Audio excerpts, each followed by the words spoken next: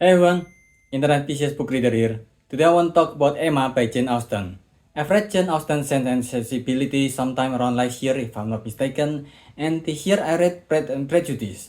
The fourth book that is published during her life was the two I just mentioned. Then there's Mansfield Park, which honestly I really can't be bothered to read for now since I've never heard of anyone talking about it, compared to the other titles at least. And this one, Emma, which I have heard people say that this is her best work. There's also the posthumous ones like Northanger Abbey, Persuasion, and Sanditon, which I will also most likely skip for the same reason as Mansfield Park, because I don't think anybody has ever talked about it. And for the story itself, Emma was introduced as soon as the story started as someone handsome, clever, and rich, which is the tagline they used for the 2020 adaptation. She lives in a comfortable home with a happy disposition, a 21 years old who have lived her life with little to distress her. Or in a more modern term, she's an out-of-touch upper-class white woman. She is the youngest out of the two sisters with a father who spoiled his two daughters very much, and her mother had died so long ago that Emma have no memories of her at all. There's also the governess or a tutor named Miss Tyler who took care of her since she was a child in exchange for her mother who loved her all the same despite no blood relation between the two. For 16 years, Miss Taylor raised her, not as a mother but more as a friend, and when Miss Taylor got married just like her sister, for the first time ever in her life, she was left alone with only her father at home. And because of her position in life that is higher than everyone in the city, the only friend that Emma had was Miss Taylor, so of course she missed her. But still, the next day, she resolutely tried to comfort her own father for losing Miss Taylor around the house instead of dwelling on her own loneliness, which is a sign that Emma can still show kindness despite her snobbiness. And her father was also an interesting character. Considering the year this was written, he is surprisingly a decent portrayal of nosophobia, the fear of getting sick. But thankfully for them, their frequent visitor, the 38 years old man, Mr. Knightley, come to visit them that day. They talk and we know a little bit more about the relationship of Mr. Knightley and Emma's family. He is the brother of Emma's older sister husband, Isabella and John. His relationship with Emma is defined mostly with Mr. Knightley teasing her because so far in her life, he has been the only person who sees fault in her and speak to her about those faults. They also talk about Emma's hobby in life, which is being a matchmaker. Even the other day, she met their neighbor Captain Weston and Miss Churchill because one day on a rainy day, Captain Weston helped Emma with an umbrella, so Emma introduced them to each other and they eventually got married, which Emma takes full credit for. She's planning to do more of this matchmaking against the wishes of both Mr. Knightley and her father, but she couldn't care less about Mr. Knightley's advice, and her father is okay as long as she promised not to matchmake herself to other people. And it just happened that her house is now open to everyone in the town they live in Kingsbury, so they don't have to feel the emptiness that Miss Taylor has left behind too much. And comes visit Miss Goddard, and with her a mysterious girl named Harriet Smith, a 17-year-old girl that comes from the nearby Miss Goddard boarding school, being placed there at the school by people who hide their identity from Harriet herself. And Emma immediately took a liking to her because of her looks, because of her blue eyes, and because of her highly educated background. It's just she's been hanging out with the townsfolk that Emma considers as beneath her for the most part, especially those farmers that work for Mr. Knightley. So it is up to her to correct that mistake.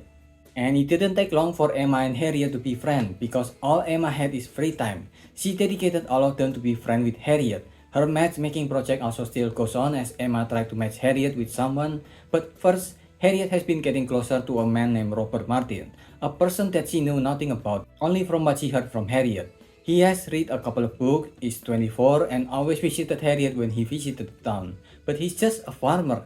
He's not a well-educated and well-bred gentleman. It is unacceptable that Harriet, Emma's friend, should be with such a low life. Harriet should be with a gentleman like Mr. Elton. I think it's fairly safe to say that Emma is an immature 21 years old that is too cocky for her own good, and as if that's not a bad enough situation, she got a much younger 17-year-old Harriet that really looked up to Emma and thinks the world of her. It's such a bad combination that Mr. Knightley even recognized this as a problem, especially since he recognized that since Emma was a child, she often picked up things and learned them quickly, but never had the discipline to master them, and she abandoned all that halfway through. It's just a problem he currently cannot do anything about. But at least he tried to talk to Emma, and when he found out that Emma has helped Harriet refuse the marriage proposal from Robert to Harriet because Emma thinks Robert's position in life is too low, and how she wanted to pair Harriet with Mr. Elton, who as a reader we have seen that Elton favors Emma more than Harriet previously, Mr. Knightley warned Emma again that she is not doing Harriet any favor by refusing Robert just because he's a farmer, and that there is no future where Mr. Elton wants to be with Harriet, but as usual, Emma ignored him. And what followed is one of the most awkward attempts at Emma truly believing she's doing Harriet a favor by trying to pair her with Elton. And it had to be one of the earliest stories with cringe comedy element on it. Emma really thinks that she was being slick and subtle at getting the two of them to be with each other, that if you cannot handle your well-written cringe, this part is going to be difficult to handle because of the second-hand embarrassment. Of course, later on when Mr. Elton's attempt at wooing Emma got more obvious, Emma finally had to confront him about his intention to Harriet and her. Elton, who does swore things that he's getting through Emma, got angry, and Emma, who misunderstood that Mr. Elton and Harriet has been getting closer, also got angry because she was wrong, and Emma is not used to be wrong. So she blamed Mr. Elton for her own fault, while of course still pat herself in the back for at least successfully getting rid of that dirty, lowly farmer. Jane Austen's story has tried to show a lot of classism, although not as much as Charles Dickens, but this is maybe the strongest that element has been, with even some of the main characters showing those privileged attitudes, even Mr. Knightley sometimes. Emma, the titular character herself, showed this classism so much, and she's extra entitled at the start of the story that the author said that no one but her will like Emma. But thankfully, Emma is not so irredeemable that she avoids all responsibility, nor was she so delusional to not feel shame for making Harriet cry when she confessed to Harriet about Elton's true intention. Emma has hurt her friend with her action, and she recognized that. Then there is Frank Churchill, a new visitor from out of town that has delayed his coming with a letter that becomes the talk of all the upper class people, including Emma and Mr. Knightley, who once again had a disagreement about Frank, even though they both actually agreed with each other. It's just Emma being a contrarian against Mr. Knightley using someone else's opinion. Then there's also Jane Fairfax, an orphan that used to live in Kingsbury with the Bates family, but luckily she was helped by the Campbell family from an older debt that they have toward the Fairfax family, so she has been living in London with them for a while now to get a higher education, and she has been planning to go back to Kingsbury to live again with the Bates family to get a small town clean air for her health. When she comes, she is everything that Emma wanted to be seen as and more. And unlike Emma, who is trying to be in everyone else's business, Jane is a very reserved individual who won't just give away information of the people she lives with in London, which makes Emma's insecurity of herself turns into her seeing Jane in a more negative light because she made her uncomfortable with herself. And as if that's not enough discomfort for Emma, Mr. Elton has returned to Kingsbury to get married with this rich woman he met somewhere else, and before the wedding he comes back, I guess, to show off to the townspeople that he made it. Okay, sure. And because of the wedding, but at least because of the wedding, Frank Churchill finally arrived at Hillsbury, and Emma met him face to face after all the rumors about him. Despite a weird moment where he went back to London just to get a haircut that is absurdly vain, he is charming enough that everyone in Hillsbury besides Mr. Knightley seems to like him. The story then moves forward with three major plots: Mr. Elton's wedding and Mrs. Elton move to Kingsbury, Frank Churchill trying to get his dance ballroom event going in the town, and Mr. Knightley inviting everyone to his grapevine. And with this event, people's relationship moved from one place to another. Because of Frank's attention to Emma, Emma initially got a short crush with Frank, but thankfully she got out of it so quickly after she matured from the experience she's gone through the entire book, that when the whole town found out that Frank and Jane has been secretly engaged the whole time they were in the city, she was fine with it. The story itself ends with Emma being a couple with Mr. Knightley, who suddenly show love interest to her, and Harriet marrying Robert the farmer, and Emma being happy for them, letting go of her childish prejudice against non-gentlemen. I think there are people who said Emma is the best out of all three Jane Austen complete writing that I've read, especially because of one aspect of the story. Her story is still the usual light-hearted story, and there are even scenes that feel like modern sitcom here, but you can also feel the I can fix her element the most in the story, especially since Mr. Knightley knew the immature Emma since she was a child, and Harriet was just 17, and the story is about how the two of them grew and matured as an individual.